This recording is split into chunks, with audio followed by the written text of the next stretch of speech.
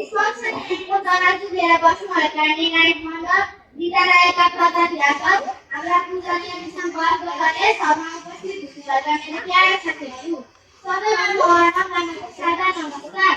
आज यस वाद्य प्रतियोगितामा म धनभन्दा विद्या ठुलो भन्ने विषयमा कडा विपक्षमा उभिएर विद्याहरूका धन नै ठुलो र व्यावहारिक भन्न गइरहेका छु।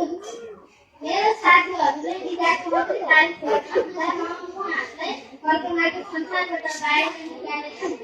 वास्तविक र व्यावहारिक संसारमा ल्याउन मूल्याङ्कन अनुरोध गर्दछु। साथीहरू, हामी जति शीघ्र ठुला गफ गरे पनि जागरुकता डिजिटल पाइला पाइला पैसा चाहिन्छ।